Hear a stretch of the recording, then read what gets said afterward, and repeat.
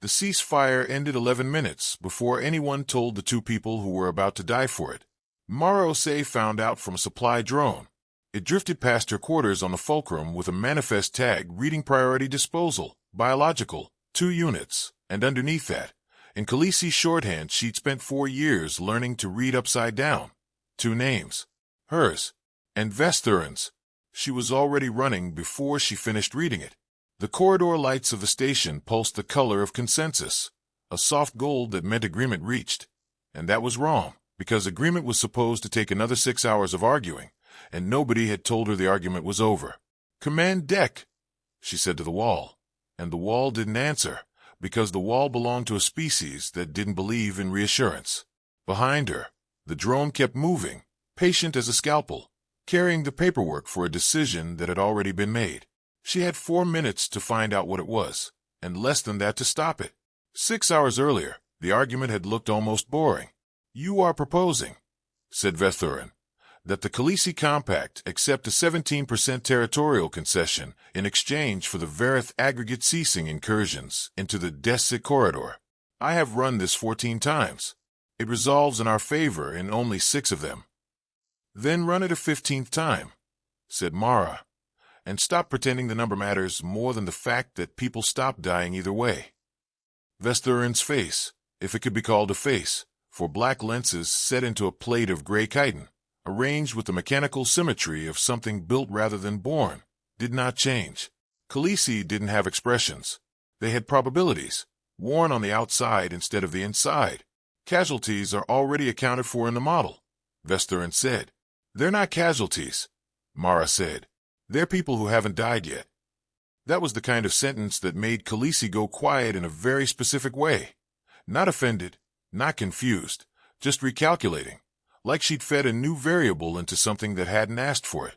She'd learned, over 4 years on this station, that the silence was the closest thing to respect a logic cast could offer a species it privately considered barely sentient. Across the table, in the reinforced chamber built to Vherath atmospheric spec, Sarah Ohm's voice arrived a half-second after her body moved, the way it always did, thought and speech separated by the translation lag of a mind that wasn't singular. "We find the 17% acceptable," Sarah Ohm said, and the "we" wasn't rhetorical. Sarah Ohm was one voice speaking for 11,000 linked minds back on the aggregate homeworld, a consensus organism wearing a single humanoid body, the way a hand wears a glove. "We have already begun the vote." "You've begun it," Mara said. "That means it's not finished. That means I still have time to make my case." "Time," said Sarah Ohm, in the gentle, slightly bewildered tone the Vherath used for concepts they found charmingly primitive, "is not really how we experience decision-making, Ambassador Osei." Mara had been the neutral seat at this table for 4 years, the compromise nobody loved and everybody accepted, because humanity was the only species neither empire trusted enough to favor and neither empire feared enough to exclude. Too unstable to be a threat, too unpredictable to be a pawn. She'd been told that to her face, by a Kollisi logician, meant as a compliment. She hadn't known, that morning, that unpredictability was about to become the only thing standing between her and a bullet with her name legally, ethically, and statistically justified. The command deck was empty when she got there, which was its own kind of answer. Not empty like abandoned, empty like cleared. "Report," she said, to the room, to anyone, and a Kollisi aide she didn't recognize turned from a console with the specific stillness of someone about to deliver bad math. "Ambassador, the Joint Resolution Engine has returned a converged solution to the corridor conflict. Ratification is scheduled in." The aide checked something invisible. 3 minutes, 40 seconds. "What's the solution?" "Elegant," the aide said, like that was an answer, and maybe to a Kollisi it was. Mara pulled the resolution up on the nearest surface herself, because she'd learned 4 years ago that asking a logic cast to summarize bad news for a lesser species just cost you time you didn't have. The Joint Resolution Engine was the thing that had ended the last 3 wars between the Kollisi Compact and the Vherath Aggregate, a shared probability system, built jointly, trusted by both sides precisely because neither side controlled it alone. It took in troop positions, resource flows, historical grievance data, and spat out the mathematically optimal path to de-escalation. It had never been wrong. That was the whole point of it. That was why both empires had stopped fighting their wars with weapons a generation ago and started fighting them with math. The screen resolved. Conflict resolution, Desit corridor. Optimal path. Termination of neutral mediation pair. Rationale. Removal of Ambassador M. Osei, human, and liaison Vess-Thurin Kollisi. Eliminates the primary destabilizing variable in both empires' internal political calculus. Both parties currently face domestic pressure to appear unyielding. A shared, external, mutually agreed sacrifice satisfies honor requirements on both sides at zero territorial cost.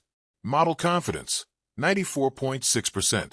Recommended execution window, immediate. For a second, Mara just read it again because her brain kept trying to translate it into something less insane and failing. They weren't going to fight over territory anymore. They were going to kill her and her friend instead because it was cheaper and because a machine both empires trusted had done the math, and the math said it worked. 94.6%, she said out loud, and her voice came out flatter than she expected. That's not even good confidence. I've seen weather forecasts more sure of themselves than that. It is the highest confidence resolution generated in the engine's operational history, the aide said, not understanding that she hadn't been asking a question. Both governing bodies have already begun ratification. Where's Vess-Thurin? Being retrieved for processing. Processing. Like a form. Like a shipment. She was already moving again before the aide finished the sentence. She found him, they. The pronoun never quite settled, and Vess-Thurin had never once corrected her for guessing wrong. In the transit corridor outside the Logicast dormitory ring, flanked by two Kollisi enforcers whose posture was purely procedural, no hostility in it at all, which somehow made it worse. "You're not fighting this," she said, which wasn't a question. "There's nothing to fight," Vess-Thurin said. "The engine calculated correctly. I checked its work myself. 14 independent runs. The margin holds. You checked whether the math was right. I'm asking whether it's true." "Those are the same thing, Ambassador." "They are not," Mara said, and something in her voice made both enforcers glance at each other, an entirely human tell that she noted with distant, furious amusement. Even Kollisi bodyguards had learned to read her when she got like this. Truth accounts for what a thing costs. Math just accounts for what's cheapest.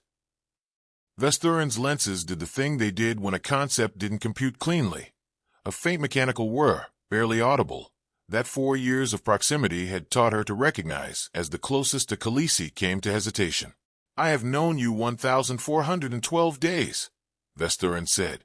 "In that time you have been wrong, by my calculations, on 416 separate factual matters." Charming timing for a compliment. It is not a compliment. It is data. In every one of those 416 instances, you were also, by a metric I do not have a name for, correct. A pause.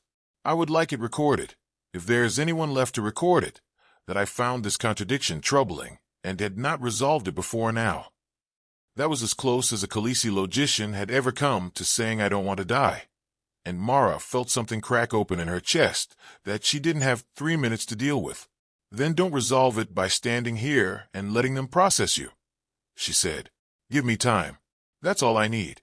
Time and access to the engine's raw inputs." "You have 90 seconds, said one of the enforcers, not unkindly. "Ratification cannot be delayed without joint override from both empires, and the Vherath consensus has already reached 81% affirmative. 81% of 11,000 minds, agreeing to let a woman they'd shared a negotiating table with for 4 years be quietly disposed of, because a machine had told them it was elegant. "Sarah Ohm," Mara said. "Get me Sarah Ohm." Sarah Ohm's voice arrived down the corridor, a half-second behind the request, still carrying that faint doubled quality. One voice standing in for 11,000. "We hear you, Ambassador." "Then hear this too. You're about to kill someone who spent 4 years telling both your governments the truth even when it cost her something, and you're doing it because a spreadsheet said it was tidy. Ask your 11,000 minds if that's actually what any of them want, or if they're just agreeing, because agreeing is easier than being the one voice that says no." A pause, A real one this time, longer than translation lag could account for. We do not have a mechanism for a single dissenting voice, Sarah said, quieter now. Consensus does not work by objection. It works by convergence. Then converge on something else. You have 80 seconds. We cannot simply. You can, Mara said. You're choosing not to, and calling it can't because that's less frightening than admitting you have a choice at all. The calm went silent. Somewhere in that silence, 11,000 minds that had never in their species' history needed to argue with themselves were, for the first time, trying. The engine's data room was a place Mara had been allowed into exactly twice before, both times as a formality.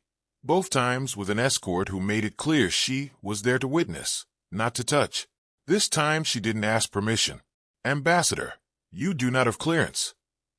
I have 40 seconds and a moral objection, she said, shoving past the technician, which where I'm from outranks clearance. The raw input feed scrolled past her too fast to read in real time. Decades of troop movement data, resource telemetry, casualty models, political pressure indices from both empires, the entire skeleton of a war that had been fought almost entirely in numbers for longer than she'd been alive. And buried in it, in a data channel neither empire's engineers had built and neither empire's engineers monitored. A signal that didn't belong to either side at all. She almost missed it. It was disguised as noise, the kind of low-grade interference every long-range sensor array picked up and discarded as cosmic background. Except this noise had a shape, a rhythm. It repeated, every 11 days, precisely timed to major engine recalculation. Something outside the war was talking to the engine. What is that? She said, and Vess-Thurin, who had followed her and against every procedural instinct in its body, leaned over the display and went very, very still. That is not possible, Vess-Thurin said. Clearly it is, because it's happening. What is it? It is a data insertion point. Something has been feeding the engine weighted values for the war again, longer this time, almost pained. 140 years. Every major resolution the engine has ever returned has included this input. I did not see it because I was never looking for it. Neither empire built the engine to look for it. We trusted it because we built it together, and it never occurred to either of us that together wasn't the same as alone with the truth. 20 seconds, said a voice over the comm, flat, procedural, already halfway to being an obituary. Vess-Thurin, whatever that thing is, it's been steering both your wars for a century and a half. And it just told your engine that killing us is the cheapest way to keep steering it. That's not elegant. That's a leash, and you've been thanking it for the walk. I need 11 seconds to trace the origin channel, Vess-Thurin said, already moving, for black lenses locked on the display with an intensity Mara had never seen from a species that treated urgency as a rounding error. You have 8. Then I will need to be faster than my own certainty, Vess-Thurin said, and Mara realized, with the specific, useless clarity that arrives exactly 1 second too late to matter, that this was the first joke she'd ever heard a Kollisi make. The trace didn't finish in 8 seconds. It finished in 3, and not because Vess-Thurin was fast enough, but because Vess-Thurin stopped trying to trace it cleanly and instead did something a Logicast mind was never built to do. It guessed. The origin signature matches deep relay architecture, Vess-Thurin said. Voice compressed with something that in a human would have been called panic, and in a Kollisi had no name at all. Not Kollisi. Not Vherath. A third construct. Old. Automated. Self-sustaining. A third empire? A third administrator, Vess-Thurin said. I believe, I cannot yet prove, but I believe, that the joint resolution engine was never entirely ours. I believe something built the architecture beneath it before either of our species arrived to use it, and has been quietly harvesting the resource output of a century and a half of managed conflict ever since. Wars that never quite end. Casualties kept at a sustainable rate. Every peace process resolved just short of actual peace. A pause, and then, very quietly, we have been farmed, Ambassador. Both of us. For 140 years, we thought we were fighting each other. We were feeding something else. Somewhere behind them, a chime sounded. Soft, gold, procedural. Ratification. Ratification received, said a voice with no malice in it at all. Executing resolution.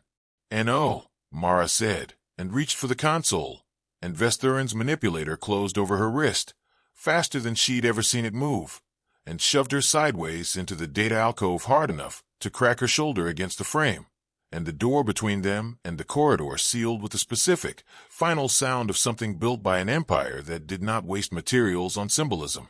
"Vess-Thurin, the termination protocol targets 2 signatures," Vess-Thurin said, through the door, voice already thinning with distance or damage or both.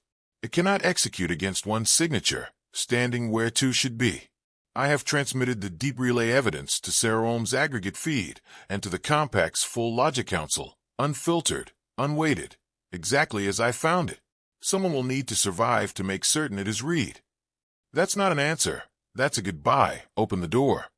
"I calculated 416 instances of your incorrectness, Ambassador," Vess-Thurin said, and the war had stopped, and its voice had gone very calm, the calm of something that had finally, at the last possible moment, stopped treating certainty as a virtue. "I never calculated this one. I do not know if refusing the engine solution is correct. I know only that it is mine to refuse, and I find, with 3 seconds remaining, that I would rather be wrong on my own terms than right on someone else's." The chime again. Not gold this time. Vess-Thurin, there was no explosion. That was the terrible part. There was just a sound like a held breath finally released, and then no sound at all, and the door unsealed a half-second later because whatever had needed a target had found one, and it had not been her. Mara didn't remember getting through the door. She remembered the floor of the corridor and the specific gray stillness of a body that had, until 11 seconds ago, made the worst jokes she'd ever loved, and she remembered screaming something at a ceiling that didn't have a face to scream at, and she remembered, distantly, that this was the quiet moment and the irreversible loss both arriving in the same breath, no space between them at all, no mercy in the pacing. She didn't remember how long she sat there, long enough that Vherath's voice, when it came, had to say her name twice. "Ambassador Osei, we have read the evidence." "Good for you," Mara said, and didn't get up, and didn't apologize for the venom in it. "We have also," Vherath said, for the first time in the recorded history of the aggregate, failed to reach unanimous consensus. That got her attention. 11,000 minds, Vherath said, quiet, almost wondering. And for the first time, 400 of them refused to converge with the rest. They call it, in the old tongue, Osei thinking. They have named a fracture in our consensus after you, Ambassador, whether you wanted the honor or not. "I don't want an honor. I want him back." "We cannot give you that," Vherath said, and for once there was no bewilderment in the voice at all, only something that might, in a species built for singular grief, have been called sorrow. "But we can give you this. The engine is being taken offline within the hour, on joint order of both governing bodies. The deep relay signal is being traced to its source by combined Kollisi and Vherath forces, for the first time in a century and a half acting from the same data instead of the same fear. And the 400 dissenting minds of the aggregate have asked us to transmit a question to your species, which we do not fully understand but have agreed to ask exactly as given." "What question?" "They ask," Vherath said, "how you learn to hold a wrong idea and a right feeling at the same time, and call the second one truth anyway. They say it does not compute. They say they would like to learn it regardless." Mara looked down at the still gray shape of the only friend she'd made in 4 years of rooms full of numbers, and thought about 416 recorded wrongs and 1 unrecorded rightness, and found, for the first time since the drone had drifted past her window with her name on it, that she could breathe again. "Tell them," she said, "that we didn't learn it. We were just never smart enough to build a machine that could talk us out of it." The engine went dark 6 hours later, and with it went 140 years of managed, harvested, patiently farmed war, not ended by treaty, not ended by victory, but ended because 2 empires that had never once agreed on anything except the math between them had finally agreed to distrust the math instead. The relay's source was never fully identified. What the Joint Task Force found, deep in an unclaimed debris field between the 2 empires' territories, was old, older than either species' spacefaring history, automated, patient, and utterly indifferent to the fact that it had finally been noticed. It didn't fight back. It simply stopped transmitting the moment its channel was severed, as though being caught had been, in some cold actuarial sense, an acceptable outcome all along. Whatever had built it was never found. Whether it was still watching, from somewhere else, no one could say. Mara stayed on the Fulcrum 11 more months, past the end of her contract, past the point where anyone would have blamed her for going home. She helped write the first joint Kollisi-Vherath charter that included, for the first time in either species' governance, a formal mechanism for the minority to be heard even when it was mathematically inconvenient. The Kollisi called it the Thurin Clause. The Vherath called it, in translation, the right to be the 400. Neither empire called humanity unstable anymore, not out loud, not in the reports that used to file her species under variable, non-optimal, handle with observational caution. The new designation, adopted first by the Compact and then, within a year, by the Aggregate, was simpler, and she'd laughed the first time she'd read it. A short, wet, grieving laugh, because it was exactly the kind of thing Vess-Thurin would have found statistically indefensible and personally accurate anyway. Species classification, load-bearing doubt.